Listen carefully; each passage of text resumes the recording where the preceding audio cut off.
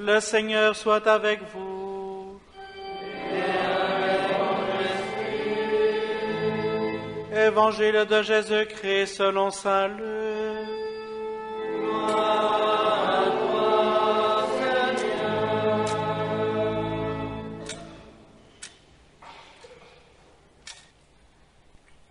Le premier jour de la semaine de grand matin, les femmes se rendirent au sépulcre, portant les aromates qu'elles avaient préparés. Elles trouvèrent la pierre roulée sur le côté du tombeau. Elles entrèrent, mais ne trouvèrent pas le corps du Seigneur Jésus.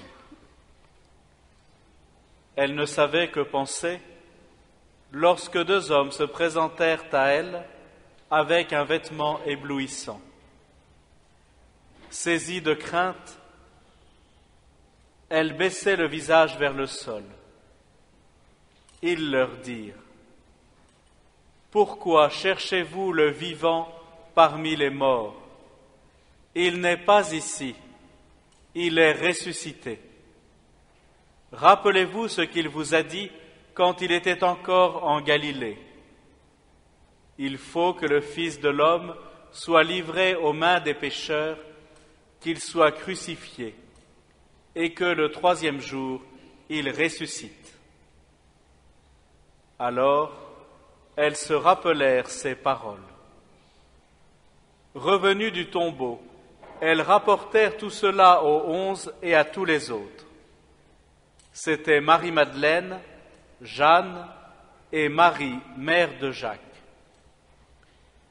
Les autres femmes qui les accompagnaient disaient la même chose aux apôtres. Mais ces propos leur semblèrent délirants et ils ne les croyaient pas. Pierre, cependant, courut au tombeau. Mais en se penchant, il ne vit que le linceul. Il s'en retourna chez lui, tout étonné de ce qui était arrivé. Acclamons la parole de Dieu. Louange à toi, Seigneur Jésus.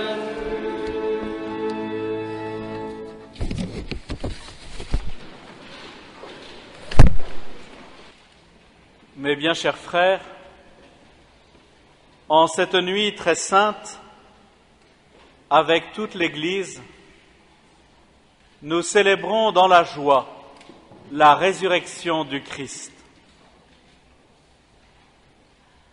Lui qui a souffert sa passion, lui qui est mort à cause de nos péchés, voici qu'il est désormais vivant.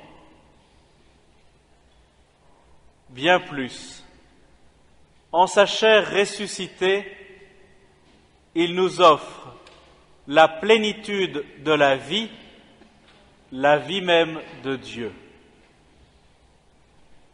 Nous sommes ainsi promis à l'immortalité bienheureuse, et c'est à nous que ce message s'adresse.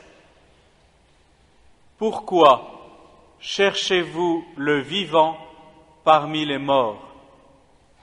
Il n'est pas ici, il est ressuscité. Désormais, le Christ est partout où son Église se réunit, où il est célébré, où il est rendu présent par la célébration des sacrements, où il est annoncé à ceux qui cherchent un sens à leur vie. La résurrection du Christ est l'événement central de toute l'histoire de l'humanité.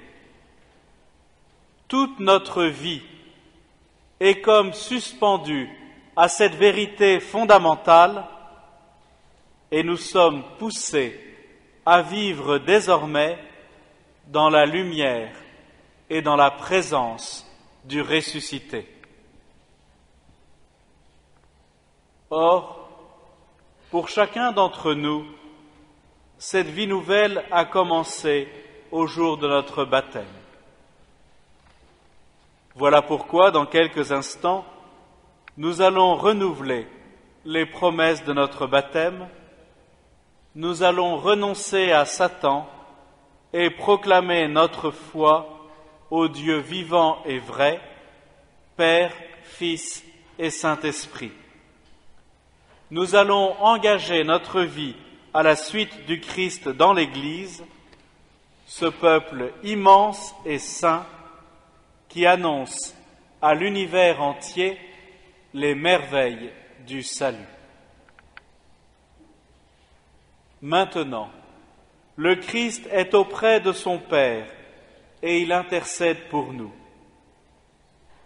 Et parce que nous sommes un avec lui, nous communions à sa puissance, à son autorité, à sa victoire sur les forces du mal et sur la domination du démon. Comme nous le rappelle saint Paul, nous ne sommes plus esclaves du péché. Nous sommes morts au péché et vivants pour Dieu en Jésus-Christ. En se faisant homme, le Fils de Dieu a assumé notre condition humaine. En mourant sur la croix, il a porté et du même coup il a enlevé tous les péchés des hommes, puisqu'il a accepté librement d'assumer pour nous et à notre place les conséquences de nos péchés. Il a donc fait disparaître ce qui nous séparait de l'amour de Dieu notre Père. Désormais, avec la joie du pardon, nous faisons l'expérience d'une vie nouvelle, d'une force, celle du Saint-Esprit, qui nous donne de vivre vraiment les exigences de l'Évangile. Le pape Benoît XVI, dans une homélie pascale, disait à propos de la mort et de la résurrection du Christ: par amour, il pouvait se laisser tuer, mais c'est précisément ainsi qu'il a rompu le caractère définitif de la mort, parce qu'en lui était présent le caractère définitif de la vie. Le merveilleux échange entre l'être de Dieu et la condition humaine, inauguré dans le sein de la Vierge Marie au matin de l'Annonciation, trouve ici son plein épanouissement et son expression la plus forte.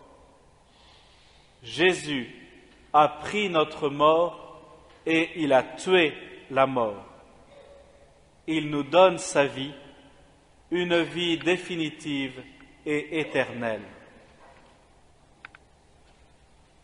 Durant les 50 jours que dure le temps pascal, nous aurons à revenir sur cette réalité merveilleuse de la transformation de notre condition. Nos efforts de carême ont manifesté notre désir de purification et de conversion. Nous avons découvert combien nous ne pouvons rien sans la grâce de Dieu. De nous-mêmes, nous sommes poussière et nous retournons à la poussière.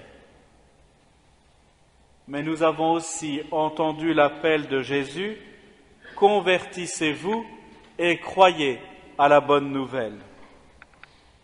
Or, cette bonne nouvelle se réalise en cette nuit. Certes, nous avons toujours à nous convertir, à lutter contre notre égoïsme, notre orgueil, nos manques d'amour, notre refus de pardonner. Mais nous le ferons efficacement si spontanément nous nous tournons vers le Seigneur ressuscité, vers sa croix glorieuse qui nous ouvre le chemin du ciel et nous fait entrer dans notre patrie.